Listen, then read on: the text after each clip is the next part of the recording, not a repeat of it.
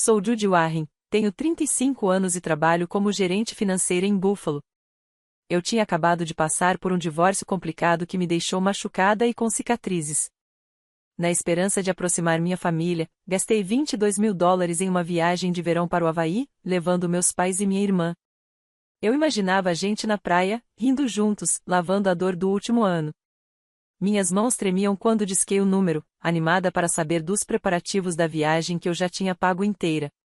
O telefone tocou 2 vezes antes de minha mãe atender.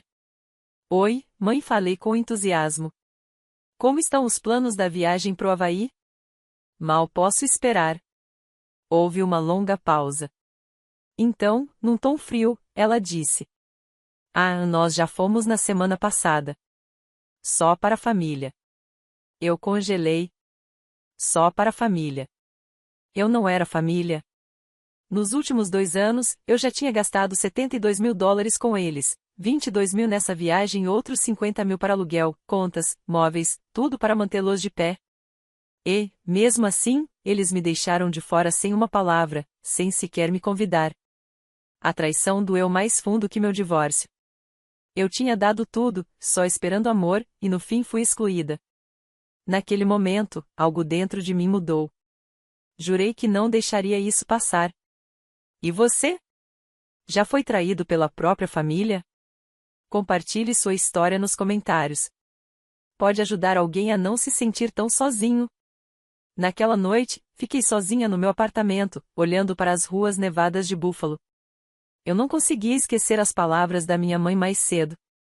A dor de ter sido excluída da viagem ao Havaí que eu mesma tinha pago já era enorme, mas o golpe mais profundo foi perceber que eu vinha colocando meu coração e meu dinheiro na minha família havia anos sem retorno algum. Depois do meu divórcio, 6 meses atrás, me apeguei à ideia de que minha família seria meu porto seguro. Em vez disso, me deixaram à deriva. Abri o notebook e puxei meu extrato bancário, algo que não fazia havia meses. Os números me encararam frios e inegáveis. Nos últimos 2 anos, eu havia mandado $72.000 para meus pais e minha irmã.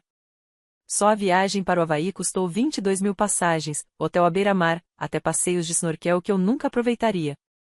Os outros 50.000 cobriram o aluguel do apartamento caindo aos pedaços em Buffalo, contas de luz e água, compras do mercado e até um carro usado para minha irmã quando o dela quebrou. Escrevi cheque após cheque, achando que era meu dever, minha forma de manter a família unida depois do fim do meu casamento. O advogado do meu ex-marido chegou a me chamar de generosa demais durante o acordo, e eu ignorei. Agora me perguntava se ele tinha percebido algo que eu não queria ver. Rolei a tela olhando as transações. Um pagamento de $200 para o aluguel aqui, 800 para o conserto de um carro ali, 500 para uma emergência familiar. Minha irmã nunca explicava nada. Cada valor parecia um tijolo no muro que eu mesma tinha construído entre os meus sonhos e as exigências deles. Eu estava tão focada em resolver a vida da minha família que nem percebi o quanto eles davam de volta praticamente nada. A voz da minha mãe, calma e indiferente, ecoava na minha cabeça. Ela nem sequer pediu desculpas por ter me deixado de fora. Meu pai não ligou para saber como eu estava. Minha irmã, sempre rápida em mandar mensagem pedindo dinheiro, nem mencionou a viagem. A ficha caiu com força. Eles não me viam como família. Não de verdade. Eu era a conta bancária deles, nada mais. Lembrei 2 meses depois do meu divórcio, quando ficava até tarde no escritório, revisando números para garantir que conseguiria pagar as contas deles e as minhas. Cancelei meus próprios planos, viagens de fim de semana, um sofá novo, até sessões de terapia só para manter as luzes da casa deles acesas. Me convenci de que era temporário, que eles valorizariam, que ficaríamos mais unidos por isso. Mas a viagem para o Havaí provou o contrário. Eles pegaram meu dinheiro, planejaram a fuga para o paraíso e me deixaram para trás na neve cinzenta de Buffalo. Meu peito se apertava, não só pela traição, mas pela vergonha de não ter enxergado antes. Eu tinha sido ingênua, acreditando que amor podia ser comprado com dólares. Peguei o telefone e liguei para Judith Walsh, minha consultora financeira no banco, marcando uma reunião para a manhã seguinte. Preciso revisar minhas contas, falei, com a voz firme apesar do nó no estômago. Ela não fez perguntas, só respondeu. Passe aqui às 9 horas. Desliguei, sentindo uma pequena centelha de controle pela primeira vez naquele dia. Se minha família achava que podia continuar tirando de mim sem dar nada em troca, estavam prestes a aprender o contrário. Eu não estava só magoada. Eu estava cansada de ser a rede de segurança deles. Um mês depois, meu celular acendeu com o nome da minha irmã, Elaine. Eu estava organizando arquivos de trabalho no meu apartamento em Buffalo, tentando manter o foco, mas ver o nome dela me deu um aperto no estômago. Não falávamos havia semanas, desde que comecei a questionar tudo. Atendi, me preparando. A voz de Elaine veio cheia de charme, como se pedisse um pequeno favor. Judy, o dono do apartamento tá no meu pé de novo. O aluguel tá atrasado, cerca de $2.000. Você consegue mandar hoje? Tô numa situação difícil. As palavras dela escorriam cheias de falsa urgência, como se eu tivesse a obrigação de resolver. Cerrei a mandíbula, imaginando ela relaxada no apartamento, esperando que eu resolvesse tudo como sempre. Dessa vez, não hesitei. Só para a família, lembra? Falei com a voz firme, cortando a encenação dela. A linha ficou em silêncio por um momento. Depois, Elaine soltou uma risada forçada. O que isso quer dizer? Somos família, Judy. Não complica. O tom dela mudou, entre irritado e bajulador, como se pudesse me dobrar com conversa mole. Mas eu vi além. Ela não tinha se preocupado comigo, nenhuma vez, mesmo depois de tudo que fiz por ela.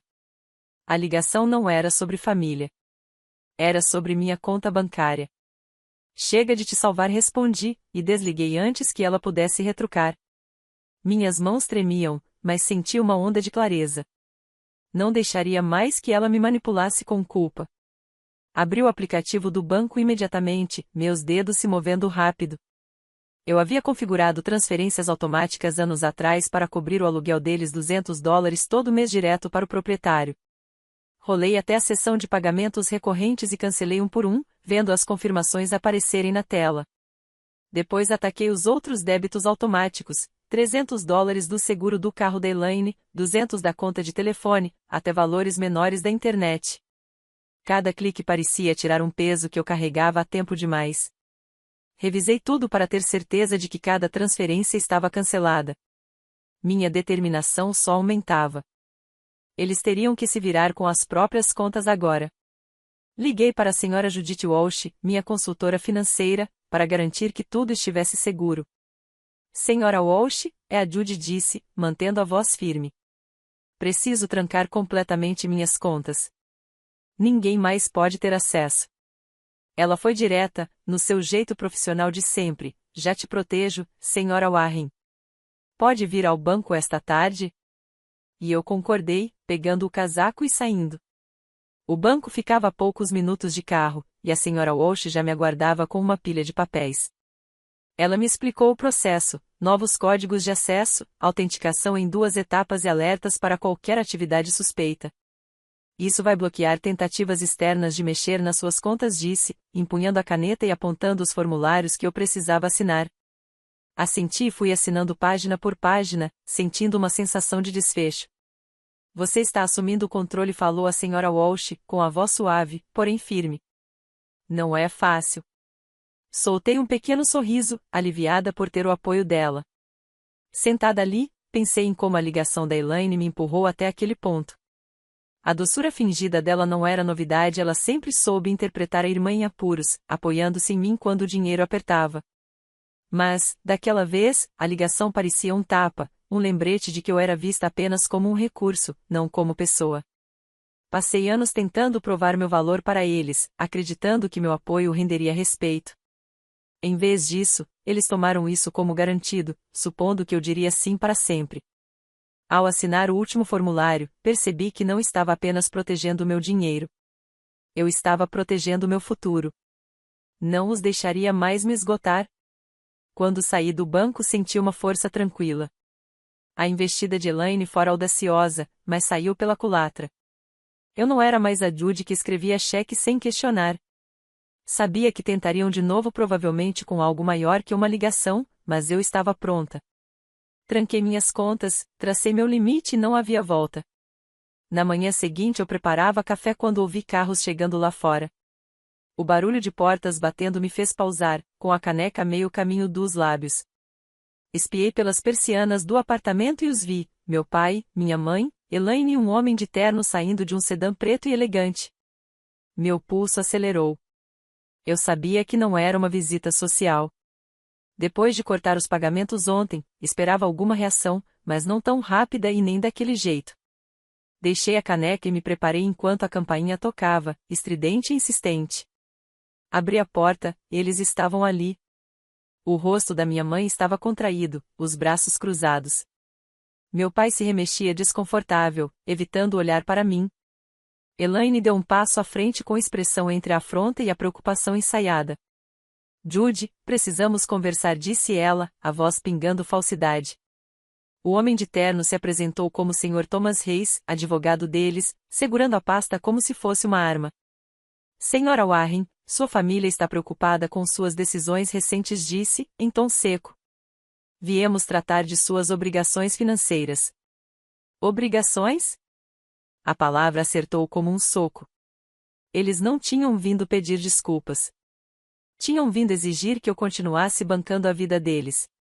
Elaine interrompeu antes que eu respondesse. Você não pode simplesmente parar de nos ajudar, disse, elevando a voz. Somos família. Você nos deve. Minha mãe concordou com os lábios apertados. Você sempre cuidou da gente, Judy. Não nos abandone agora. Meu pai falou pela primeira vez, rouco. A gente precisa desse dinheiro para sobreviver, Judy. Seja razoável. O ar ficou pesado, as palavras pressionavam, tentando me envergonhar até eu ceder. Mas eu não era mais a mulher que assinava cheque sem questionar. Endireitei o corpo e encarei-os. Eu não devia nada a vocês, falei, com voz firme. Vocês deixaram isso claro quando me excluíram dos seus planos. Saíam. O rosto de Elaine se contorceu, incrédula por eu ter dito não. Você está sendo egoísta, estalou ela.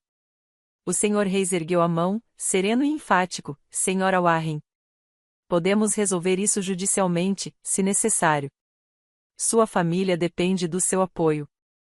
A ameaça pairou no ar, mas eu não me intimidou. Então levem para a justiça, respondi, recuando. Vocês não são bem-vindos aqui. Fechei a porta na cara deles e girei o cadeado, o coração batendo forte. As vozes aumentaram do lado de fora, discutindo, mas eu não escutei. Estava cansada de ser intimidada por eles. Peguei o telefone e procurei uma loja de ferragens nas proximidades, os dedos correndo rápidos. Achei uma poucas quadras e liguei. Oi, preciso de fechaduras novas para a porta do meu apartamento e um sistema de câmera. Perguntei ao atendente, homem de voz grossa, mas prestativa. Consegue mandar alguém hoje?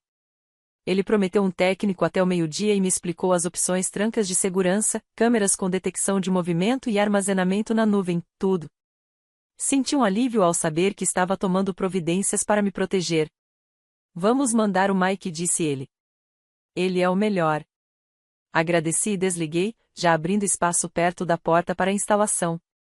Ao meio-dia, Mike apareceu com sua caixa de ferramentas. Era um cara robusto na casa dos 40, eficiente e direto. Ouvi dizer que precisa de segurança, falou, examinando a porta.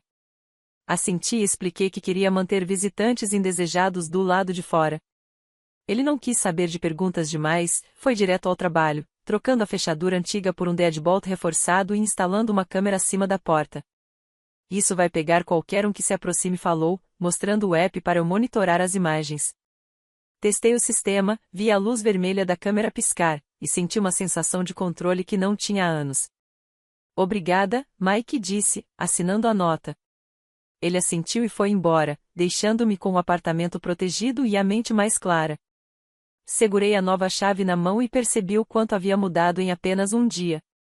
Eles tinham vindo à minha porta achando que me intimidariam, mas eu mantive a posição.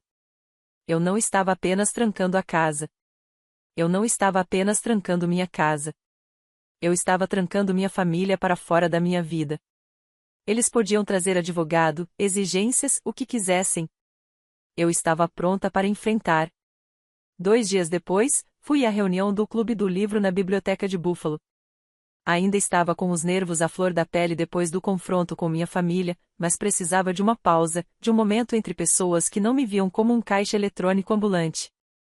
A sala estava aquecida, cheia de rostos conhecidos, minhas amigas do clube, Marta, Lois e Evelyn, todas sorridentes. Mas foi minha melhor amiga, Janete, quem me chamou a atenção de imediato. Ela me puxou de lado antes mesmo de começarmos a discutir o romance do mês. Jude, você parece carregar o mundo nos ombros, disse, com a voz suave mas firme. Suspirei, sabendo que não poderia esconder nada dela. Desabafei tudo, como minha família tinha aparecido na minha porta com um advogado, exigindo que eu continuasse pagando as contas, como eu tinha me mantido firme, fechado a porta na cara deles e trocado as fechaduras. Os olhos de Janete se arregalaram, mas ela não me interrompeu. Apenas assentia, deixando que eu falasse. Quando terminei, ela apertou minha mão. Você fez a coisa certa, disse com firmeza. Eles não têm o direito de te tratar assim. O apoio dela foi como uma boia me puxando para fora da solidão em que eu vinha afundando. Eu não tinha percebido o quanto precisava apenas de alguém que me escutasse. O rosto de Janete ficou sério. Sabe, passei por algo parecido há alguns anos, contou. Meu irmão vivia pedindo empréstimos, consertos de carro, aluguel, tudo que você imaginar. Eu cedi durante anos, achando que era minha obrigação ajudar. Até que descobri que ele gastava o dinheiro em férias e gadgets novos, enquanto eu me virava para sobreviver. Cortei a ajuda e ele tentou me manipular, dizendo que eu estava abandonando a família. Sou a familiar? Assenti, surpresa com a semelhança. E o que você fez? Perguntei. Os olhos de Janete endureceram. Procurei um advogado, estabeleci limites e nunca olhei para trás. Você precisa se proteger, Jude. Eles não vão parar por aqui. As palavras dela caíram pesadas, mas cristalinas. Eu já tinha trancado minhas contas e meu apartamento, mas um advogado na minha porta significava que estavam escalando o conflito. Janete não adoçou a verdade. Eles vão tentar te intimidar, talvez até legalmente. Você precisa de alguém do seu lado. Ela escreveu um nome num guardanapo, Sr. Robert Lawson, advogado que a ajudou quando seu irmão passou dos limites. Ele é afiado, não enrola, disse. Liga para ele hoje mesmo. Guardei o guardanapo no bolso, sentindo uma centelha de determinação. Se minha família estava planejando algo, eu não iria enfrentar sozinha. Naquela tarde, liguei para o escritório do Sr. Lawson. A recepcionista me transferiu, e logo ouvi a voz calma e profissional dele. Senhora Warren, como posso ajudar? Expliquei a situação, as exigências da minha família, o advogado que eles trouxeram, os anos em que se apoiaram em mim financeiramente. Não entrei em todos os detalhes, apenas o suficiente para ele entender. Parece manipulação financeira, disse, num tom direto. Já vi casos assim. Pode vir amanhã? Concordei, marcando às 10 horas. Antes de encerrar, ele pediu documentos. Eu tinha extratos bancários, comprovantes de pagamentos, tudo que mostrava o que tinha dado a eles. Precisamos saber exatamente com o que estamos lidando, explicou. Na manhã seguinte, encontrei o Sr. Lawson em seu escritório no centro.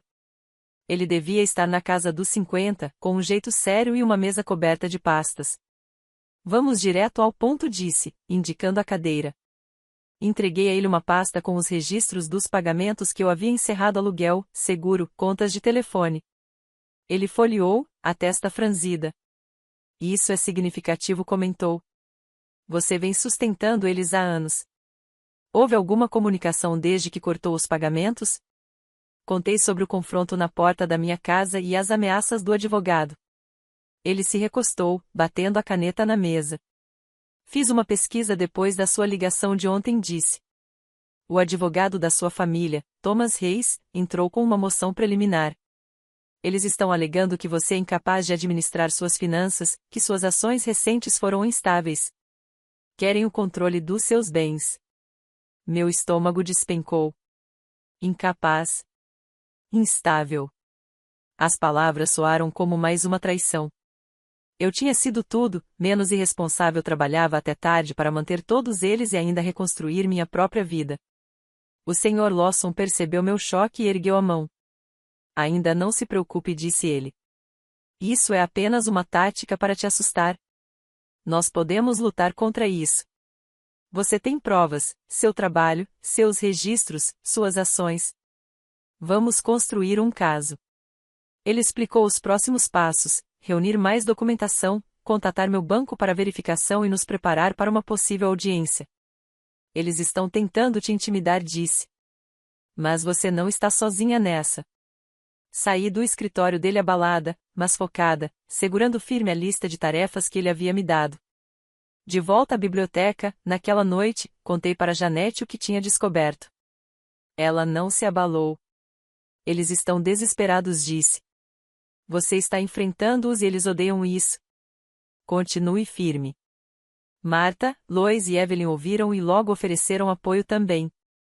Você é mais forte do que eles pensam, disse Lois, com a voz acolhedora.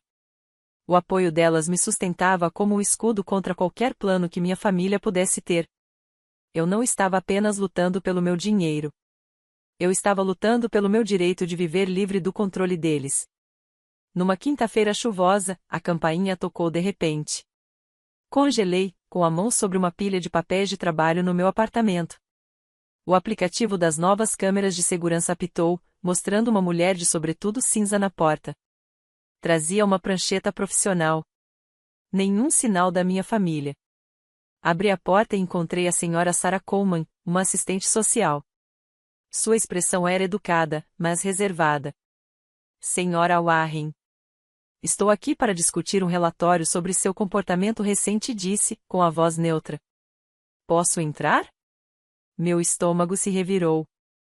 Um relatório. Deixei-a entrar, minha mente girando com a possibilidade do que minha família teria feito agora. A senhora Coleman se sentou no meu sofá, abrindo um bloco de anotações. Sua irmã, Elaine, entrou em contato com nosso escritório, disse. Ela afirma que você tem agido de forma instável, tomando decisões financeiras impulsivas que afetam a estabilidade da sua família. Precisamos avaliar o seu bem-estar. A palavra instável queimou uma acusação calculada de Elaine para me pintar como desequilibrada. Respirei fundo, mantendo a voz firme. Estou bem, respondi. Isso é apenas minha família tentando controlar meu dinheiro. A senhora Coleman assentiu, anotando algo. Vou precisar fazer algumas perguntas e revisar documentos relevantes. É procedimento padrão. Não hesitei. Peguei o celular e disquei para o Sr. Robert Lawson, colocando em viva voz. Sr. Lawson, tenho uma assistente social aqui, expliquei, relatando a denúncia de Elaine. A voz dele veio calma e autoritativa. Senhora Warren, não se preocupe. Forneça à senhora Coleman seus registros de trabalho e financeiros. Já estou a caminho. Agradeci e desliguei, voltando-me para a senhora Coleman. Tenho tudo o que a senhora precisa, disse, pegando uma pasta que havia preparado depois de me encontrar com Lawson. Nela estavam minhas avaliações de desempenho no trabalho, extratos bancários mostrando minhas economias estáveis e contra-cheques do meu cargo de gerente financeira. Venho administrando minhas finanças de forma responsável, expliquei. Minha irmã só está irritada porque parei de pagar as contas dela. A senhora Coleman analisou os documentos, sua caneta correndo rápido pelas anotações. Esses registros são completos, disse, com o tom um pouco mais suave. Seu histórico de emprego parece sólido, 10 anos na mesma empresa. Nenhum problema? Balancei a cabeça. Já fui promovida 2 vezes, acrescentei, entregando uma carta do meu chefe elogiando meu trabalho em um projeto recente. Ela revisou meus extratos bancários, observando os depósitos consistentes e a ausência de descobertos. Isso não sugere comportamento instável, admitiu, mas acrescentou, vou precisar confirmar com seu empregador e banco. Entreguei os contatos, confiante de que me respaldariam. Minha vida não era perfeita, mas era estável, e eu tinha trabalhado duro para mantê-la assim. 20 minutos depois, o Sr. Lawson chegou, pasta em mãos. Senhora Coleman, eu represento a senhora Warren, disse, apertando-lhe a mão. Ele se sentou ao meu lado, abrindo um bloco de notas. Este relatório faz parte de um padrão de assédio por parte da família dela, que está descontente porque ela decidiu assumir sua independência financeira. Entregou à senhora Coleman uma cópia da moção apresentada pelo advogado deles, Thomas Reis, alegando que eu era incapaz de administrar meu dinheiro. É uma tentativa infundada de manipulação, afirmou. A senhora Coleman leu a moção, franzindo a testa. Vou incluir isso no meu relatório, disse. Mas meu foco é o estado atual da senhora Warren, não disputas legais. Lawson assentiu. Então verá que ela é totalmente capaz. Depois que a senhora Coleman saiu, prometendo dar seguimento, senti uma mistura de alívio e frustração. A denúncia de Elaine tinha sido um golpe baixo, mas eu tinha enfrentado. Liguei para Marta, Lois e Evelyn, minhas amigas do Clube do Livro, e pedi que nos encontrássemos em uma cafeteria próxima. Quando cheguei, elas já estavam lá, com os rostos cheios de preocupação. Contei sobre a visita da assistente social e a acusação de Elaine. Marta estendeu a mão sobre a mesa, segurando a minha. Eles estão tentando te desgastar, disse. Mas você é mais forte do que isso. Lois concordou. Você tem a cabeça no lugar, Judy. Não deixe que te façam duvidar de si mesma. Evelyn, que geralmente era mais quieta, falou. Estamos com você. O que precisar, estamos aqui. As palavras delas me envolveram como um escudo, aliviando o peso no meu peito. Naquela noite, de volta ao meu apartamento, senti uma calma determinada. O relatório de Elaine havia sido um movimento desesperado, mas não me abalou. Com a ajuda do Sr. Lawson e o apoio das minhas amigas, eu estava pronta para o que viesse. Eu não estava apenas defendendo meu dinheiro. Estava defendendo meu direito de viver em liberdade.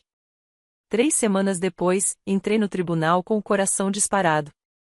O fórum de Buffalo estava gelado, e os bancos de madeira rangiam quando me sentei ao lado do Sr. Robert Lawson.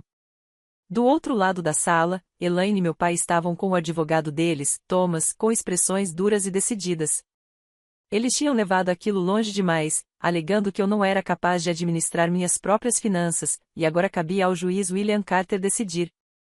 Segurava firme a pasta com as provas que Lawson e eu havíamos preparado, evidências da minha estabilidade, da minha carreira, da minha vida.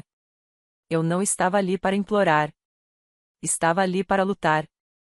O Sr. Reis se levantou primeiro, a voz suave enquanto se dirigia ao tribunal. As ações recentes da Sra. Warren, cortando o apoio financeiro à família, mostram uma tomada de decisões instável. Ela os deixou em dificuldade, ignorando suas responsabilidades.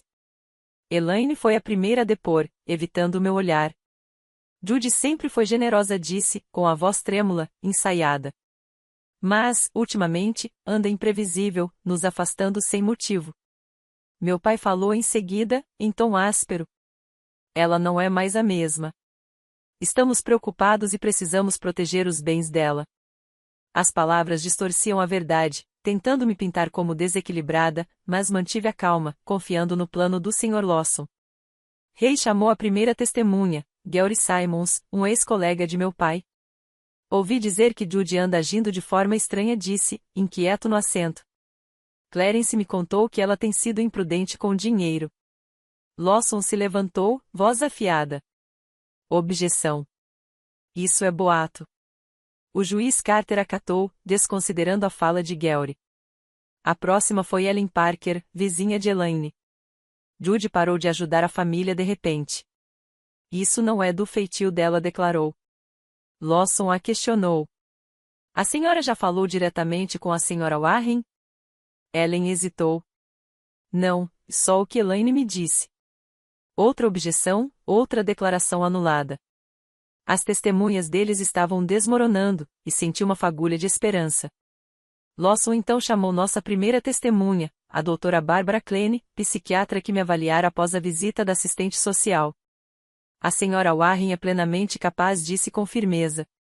Ela é articulada, exerce um trabalho exigente e toma decisões financeiras racionais.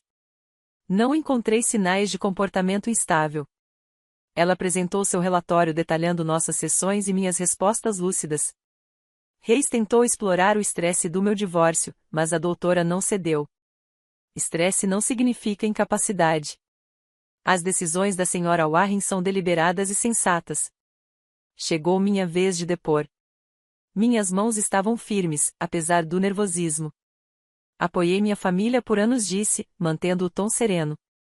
Mas, quando percebi que estavam me usando, estabeleci limites. Isso não é instabilidade. É autopreservação.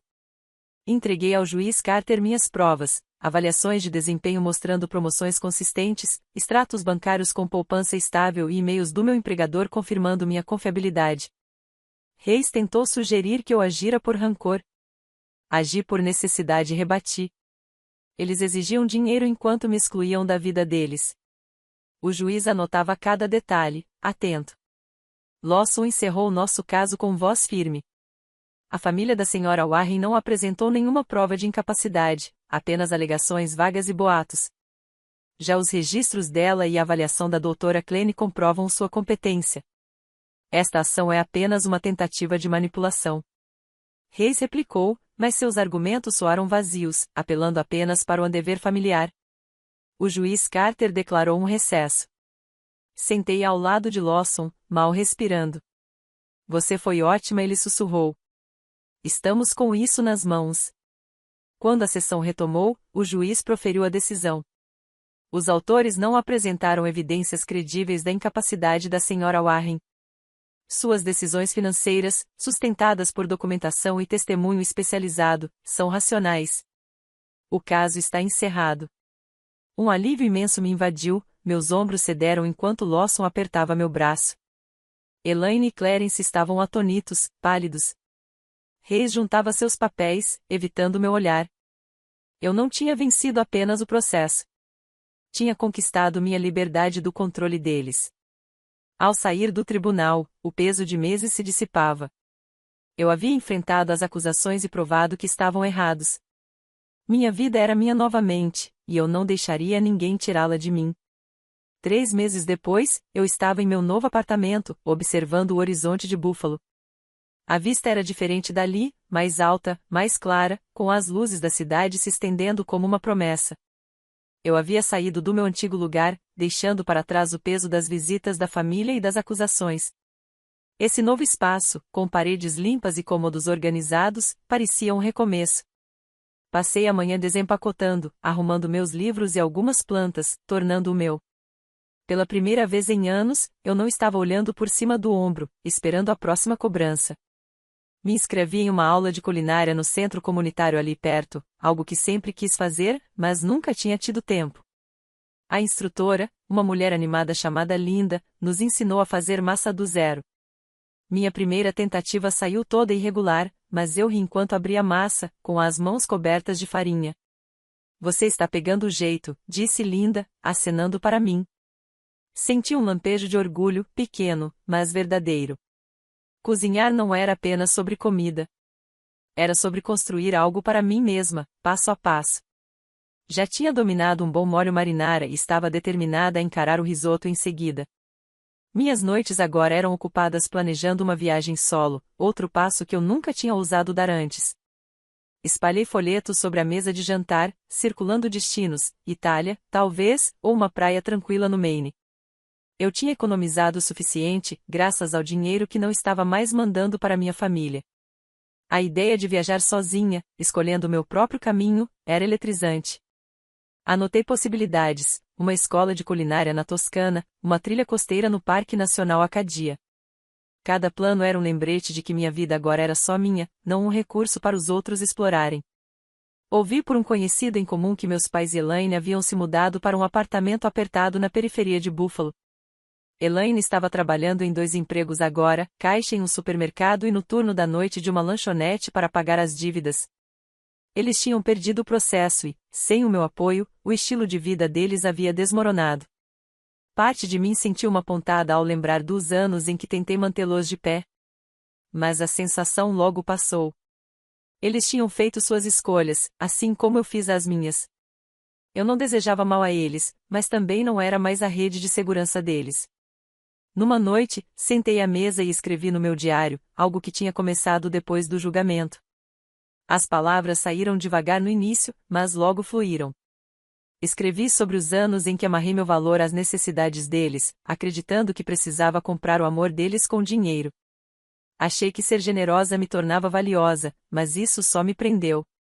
O julgamento me obrigou a enxergar a verdade. Meu valor não estava no que eu dava aos outros, mas em quem eu era. Independência financeira não era só sobre contas bancárias. Era sobre a liberdade de viver nos meus próprios termos. Fechei o diário me sentindo mais leve, como se tivesse finalmente colocado no chão um fardo que carreguei por tempo demais. Convidei Marta, Lois e Evelyn para conhecer o novo apartamento. Elas chegaram com uma garrafa de vinho e sorrisos calorosos, enchendo o espaço de risadas. Esse lugar combina com você, disse Marta, admirando a vista. Lois ergueu a taça. Aos novos começos, brindamos, o tilintar ecoando pelo cômodo. O apoio delas me sustentou nos piores momentos e agora estavam ali para celebrar os melhores. Enquanto conversávamos, compartilhei meus planos de viagem, e os olhos de Evelyn brilharam. Você vai amar. Não há nada como descobrir o mundo por conta própria. Quando elas foram embora, fiquei outra vez à janela, olhando a cidade iluminada abaixo. Pensei na lição que aprendi com tudo isso não só sobre dinheiro, mas sobre mim mesma. Passei anos deixando os outros definirem meu valor, mas isso tinha acabado. Minha independência, minhas escolhas, minha vida, tudo isso era meu para moldar. Eu não estava apenas livre das cobranças da minha família. Eu estava livre para construir um futuro que realmente importava para mim.